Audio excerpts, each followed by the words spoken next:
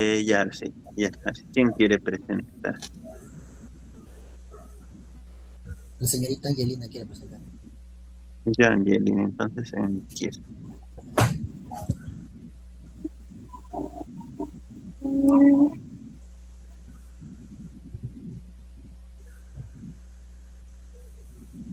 Se la dio. Hazlo tú, ya, porque tú me has invitado. Ya. ¿Qué tal, compañeros? Buenas noches. Mi nombre es Julino Domínguez Luisa. Soy de la carrera de Ingeniería Industrial. Hoy vamos a tratar lo que es desnutrición. Acá tenemos como invitada a la nutricionista Fritzia Campos para que nos pueda responder algunos interrogantes. Teniendo en cuenta su trayectoria y el trabajo diario, ¿cómo usted nota la desnutrición en los últimos años en su región? Bueno, primero que nada, buenas noches, chicos. Como ya me presentó Yuliño, mi nombre es Fritzia Campos, soy nutricionista actualmente en el área de alimentación colectiva en una operación minera. Agradezco muchísimo la oportunidad de participar en esta entrevista, donde sí vamos a hablar algunos puntos, como bien menciono, sobre desnutrición, desde la experiencia que he tenido trabajando un tiempo en esa área, ¿no? Bueno, respondiendo a tu pregunta y entrando un poquito en contexto, la desnutrición es un estado en el que nuestro cuerpo, nuestro organismo, no recibe la cantidad suficiente de nutrientes, de energía, de proteínas, como ustedes deseen llamarlos, dentro de los macro y micronutrientes. Entonces, esto hace que el cuerpo no funcione adecuadamente. Afecta la condición de crecimiento, el desarrollo físico, el sistema inmunológico y la capacidad de distintas, incluso la capacidad mental, ¿no? De distintas personas. Y esto es mucho más preocupante cuando es en pequeños. En los últimos años, la desnutrición sigue siendo un problema bastante importante como Estado, como gobierno, como problemática nacional, especialmente en poblaciones vulnerables, como en este caso son niñas, niños pequeños, ¿no? Adultos mayores y también personas con bajos recursos económicos. Es verdad, como tal vez ustedes habrán escuchado, hay programas de apoyo alimentario en distintas etapas de niños y adultos mayores también, pero de todas maneras esto a veces es un tanto inadecuado y hay ciertas dificultades, ¿no? A tener este acceso a estos alimentos. Entonces ello también, si bien es cierto que ayuda, no es tal vez de gran impacto. Entonces seguimos viendo este tema en los últimos años, ¿no? En las distintas regiones. Gracias, Fritzia. Ya. La otra pregunta sería, ¿conoces algún factor social o cultural que contribuya a que persista la desnutrición? Por supuesto, sí, creo que sí.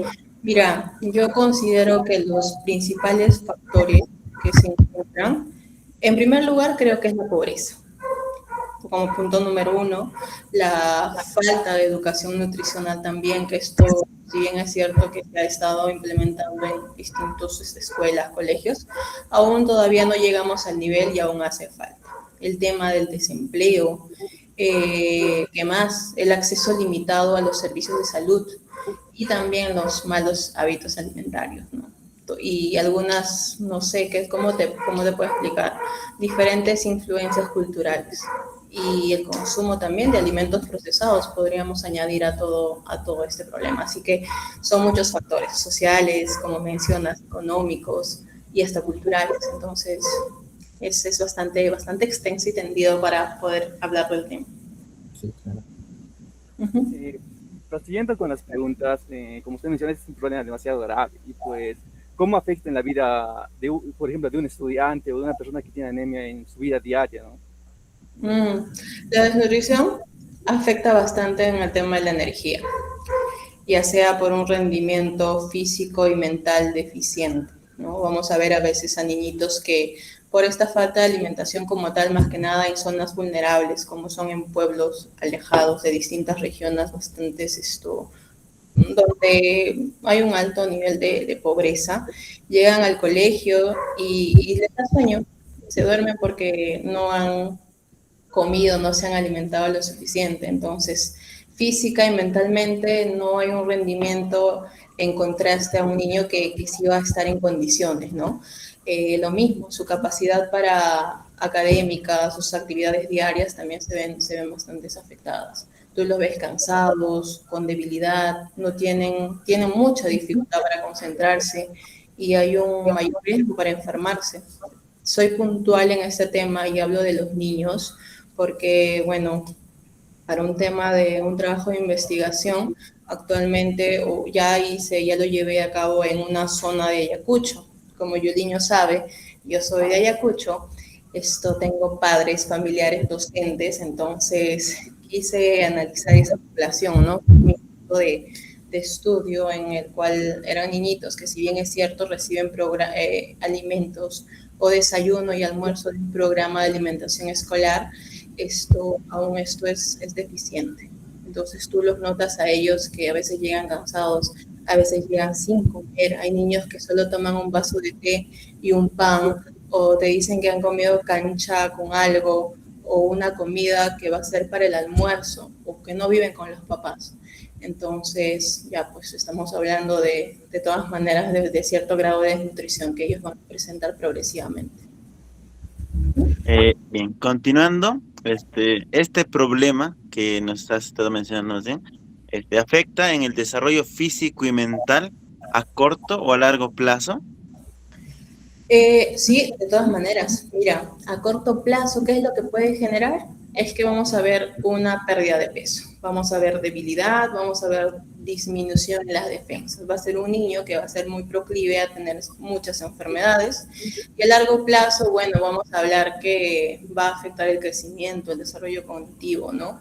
Van a tener dificultades para aprender ciertas cosas. Por ejemplo, estamos hablando, con un pequeño ejemplo nada más, que cuando nosotros nutrimos y alimentamos bien a un niño durante sus 5 primeros años de vida, el desarrollo neuronal es bastante adecuado en comparación a un niño que no lo hace. Y por más que de 5 años en adelante tú le des la suplementación incluso adecuada, ya no va a ser lo mismo, porque ya llegó, como digamos, a un tope, a un máximo requerimiento de este desarrollo neuronal, ¿no?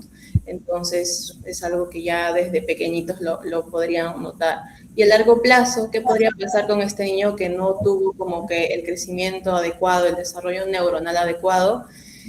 Que tal vez no va a aprender lo necesario, que a futuro tal vez no pueda formar una carrera universitaria, que no pueda tener el empleo adecuado y con esto tener, no sé, otra vez pobreza. Y regresamos al círculo vicioso. Continuando con las preguntas, teniendo este factor en cuenta, ¿habrían señales notorias que permitan identificar que alguien sufre de desnutrición? Claro, como mencioné en la pregunta anterior, las señales más comunes es la pérdida de peso. Vamos a ver ciertas debilidades en diferentes actividades que pueda desarrollar, caída de cabello, palidez, ya son signos físicos que uno va a ir notando, ¿no? Claro. Ya. ¿Cómo influye este problema en la salud general de un paciente? Cuando ya estamos hablando de cierto grado de desnutrición y más aún, bueno, tú me mencionas paciente, ya estamos hablando de un punto en el que tal vez es una persona con atención clínica o hospitalaria que esté en un establecimiento, ¿no? Entonces el hecho que esté desnutrido ya de por sí debilita el sistema inmunológico. Entonces, si es una persona que esté en ese estado, por más que tú le des medicamentos para que trate de mejorar, va a mejorar, pero el tiempo va a ser mucho más prolongado. Va a tener cualquier riesgo de infecciones y principalmente eso, ¿no? Que se va a retrasar en la recuperación. Por ejemplo, tenemos un familiar que tiene más de 45, 50 años. Ustedes habrán notado que conforme pasan los años, tú vas a ver a esa persona mucho más delgada, va a ir perdiendo masa muscular. Entonces, hay estudios que ponen en evidencia que cuando una persona hace actividad física, ya en esta etapa, cuando está incluso adulto mayor, en comparación a una persona que no, por un tema de recuperación por ingesta de medicación, entre otras cosas, la persona que tiene incluso más desarrollado el tema de masa muscular va a tener una recuperación mucho más rápida en comparación de la persona que no. Entonces, más o menos, solamente hablando en este punto de tema muscular, ya vemos esta diferencia que es marcada, ¿no? Entonces, sí, definitivamente la desnutrición en un paciente como tal, sí, tú vas a ver comparativos y sí, hay evidencia notoria que quien está mejor alimentado y hace actividad física tal vez se va a recuperar mucho más rápido que en comparación a una persona que no. Ya, continuando con las preguntas, hablando, como usted está hablando de la recuperación, ¿hay algún proceso único o varía dependiendo de la persona o cómo está la persona en porcentaje de desnutrición, si lo podemos hablar así? Genial, Luis, me encanta esa pregunta porque sí, no hay un proceso estándar. Esto va a variar conforme las características de la enfermedad de un paciente o de una persona que tiene o presenta este grado de desnutrición, ¿ya? Por ejemplo, a una persona que ha tenido anorexia o tiene bulimia y tú le empiezas a alimentar como debería, esta persona puede morir por una sobreingesta de nutrientes.